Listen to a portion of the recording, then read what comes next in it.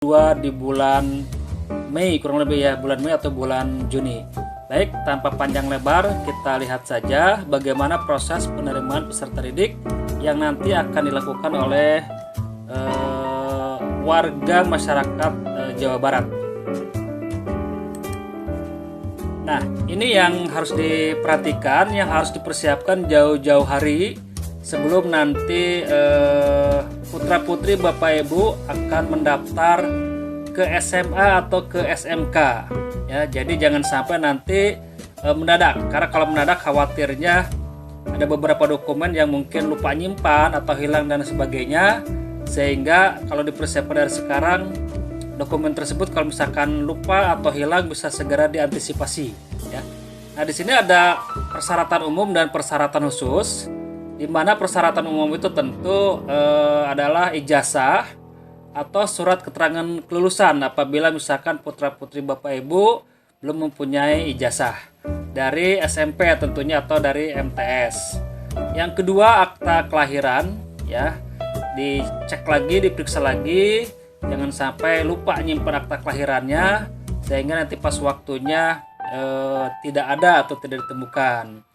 Berikutnya adalah kartu keluarga. Nah, ini yang sangat penting nih, dari tahun ke tahun ini suka menjadi permasalahan sewaktu melakukan proses pendaftaran PPDB, di mana ketentuannya berdasarkan Juknis ataupun peraturan menteri bahwa kartu keluarga yang didaftarkan tuh minimal sudah berumur 1 tahun. Ya, begitu juga dengan KTP-nya, artinya 1 tahun dari pertama kali kartu keluarga tersebut diterbitkan.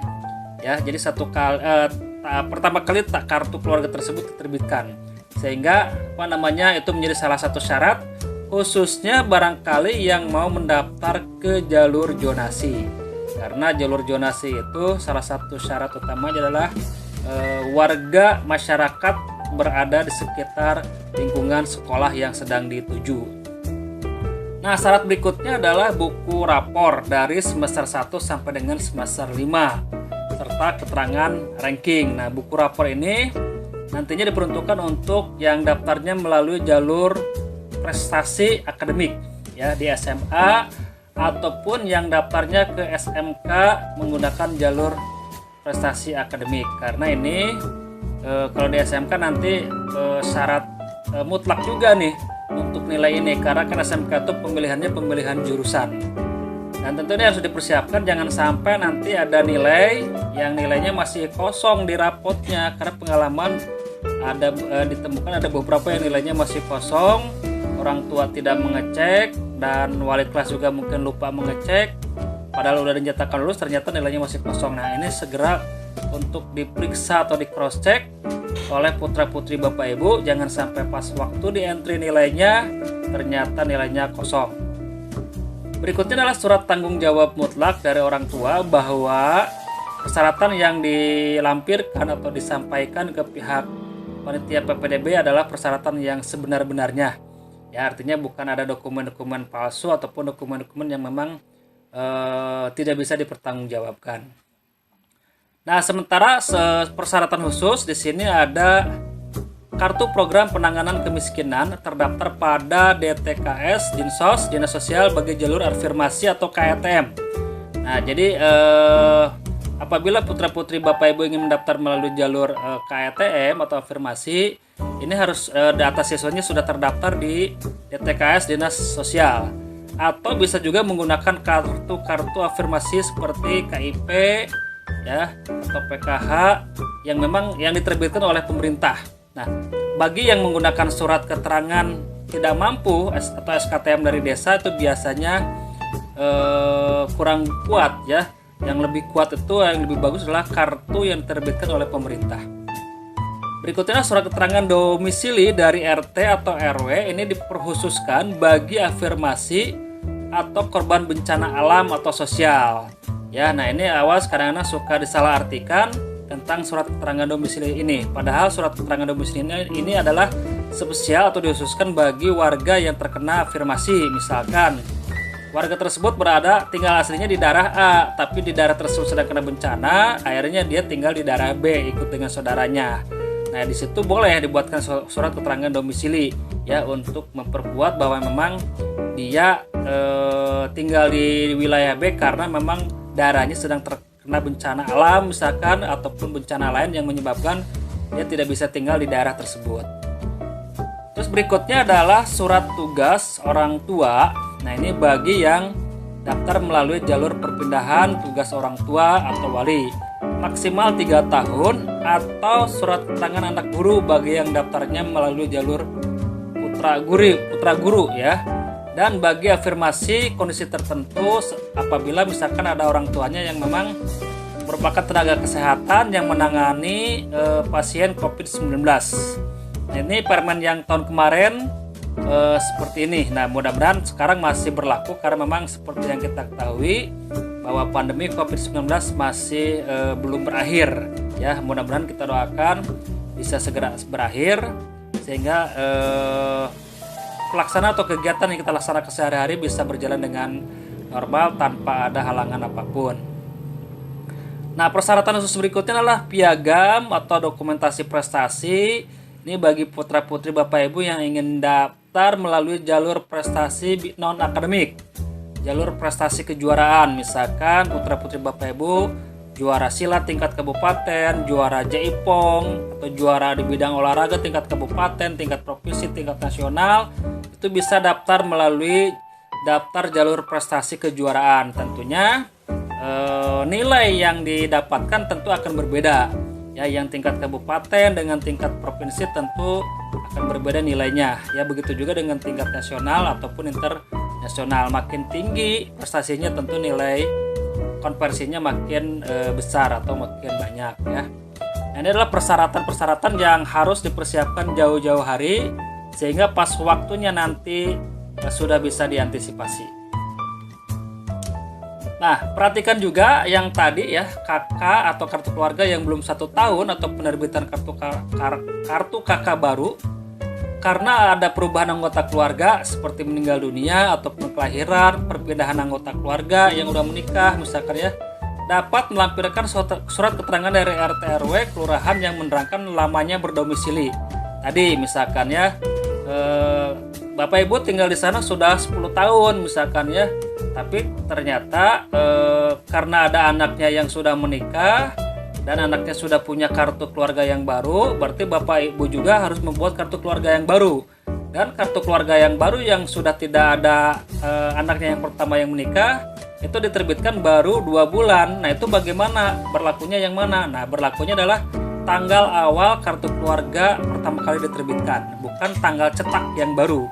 Ya, nah, bila perlu untuk memperkuat, boleh melampirkan surat keterangan dari RT atau RW ataupun kelurahan yang menerangkan bahwa putra putri Bapak Ibu sudah tinggal di sana lebih dari 1 tahun.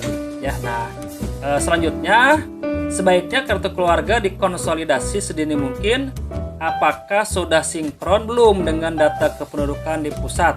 Ya, nah, silakan Bapak Ibu bisa dicek melalui aplikasi atau website sidatuk.info. Di situ nanti kita bisa ngecek bahwa data kita sudah tersinkron dengan di Dukcapil pusat, sehingga nanti pas proses pendaftaran PPDB itu tidak menjadi kendala ya.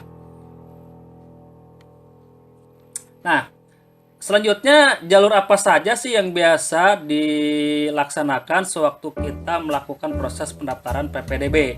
Nah, di sini untuk tahun 2021 jalurnya seperti ini. Mudah-mudahan di tahun 2022 pun tidak begitu banyak mengalami perubahan. Ya, kalaupun ada perubahan mungkin tidak terlalu signifikan ya. Nah, ini adalah yang jalur PPDB SMA, di mana ada beberapa jalur. Yang pertama ada zonasi, yang kedua afirmasi, ketiga perpindahan tugas orang tua atau wali atau anak guru, keempat prestasi. Nah, yang jalur zonasi itu adalah bagi warga sekitar yang berada di lingkungan sekolah yang dituju. Ini khususnya untuk SMA ya, di mana presentasinya cukup besar yaitu 50%. Nah, terus jalur afirmasi ini diperuntukkan bagi afirmasi KTM dan disabilitas 15% dan kondisi tertentu 5%, seperti tadi anak dari tenaga perawat yang menangani pasien COVID-19. Besarnya 20%. Nah, Jalur berikutnya adalah perpindahan tugas orang tua atau wali. Misalkan orang tuanya pindah tugas, asalnya kerja di wilayah A, sekarang dia tugas di wilayah B. Nah ya, dengan syarat memperlihatkan surat keterangan bahwa orang tua tersebut pindah tugas ya. Itu bisa melalui jalur ini ya, besarnya 5%, sama artinya dibagi dengan anak guru ya, ada jalur perpindahan dan juga anak guru. Jadi mungkin 2,5%-nya jalur perpindahan, 2,5-nya jalur anak guru, atau misalkan tergantung dari kebutuhan sekolah itu sendiri. Bisa 2,5, bisa 2:3, atau bisa juga 1:4, tergantung dari kebutuhan sekolah yang bersangkutan. Dan berikutnya adalah jalur prestasi, di mana di sini nanti akan terbagi dua, yaitu jalur akademik, kejuaraan akademik dan kejuaraan non akademik. Nah, prosentasi dari 20% itu bisa dibagi dua, misalkan 12,5%, 12,5%, atau bisa juga 10%, 15%, atau 15%, 10%. Ini tergantung dari sekolah yang bersangkutan, karena tiap sekolah bisa aja berbeda. Yang pasti total kapasitasnya adalah 25%. Nah, ini adalah yang jalur PPDB SMA. Nah, selanjutnya adalah jalur PPDB SMK. Ini pada intinya hampir sama ya. Dimana di sini kalau untuk tahun kemarin ada tambahan, yaitu tambahan jalur prioritas terdekat sebesar 10%. Mungkin ini hampir sama dengan kalau di SMA itu jalur zonasi ya. Kalau di SMA mah besar 50%, kalau di SMK mah 10%. Namanya aja berbeda, jalur prioritas terdekat ya, tapi pada intinya ya hampir sama dengan jalur zonasi. Nah, ini tambahan terbaru tahun 2021. Nah, tahun 2022 mudah-mudahan masih ada, itu sedang ditunggu permennya sama juknis yang nanti ditentukan oleh Dinas Provinsi Jawa Barat yang dituangkan dalam peraturan gubernur Provinsi Jawa Barat. Nah, terus yang lain sama afirmasi perpindahan tugas orang tua, dan di sini yang berbedakan dengan SMA adalah prestasi ya, di mana prosentasinya 65%. Khusus untuk prestasi akademik rapor itu kuotanya 60%, sementara kejuaraan itu kuotanya 5%. Ya, nah ini adalah jalur-jalur yang nanti akan dipilih oleh putra-putri Bapak Ibu sewaktu daftar ke SMA ataupun ke SMK.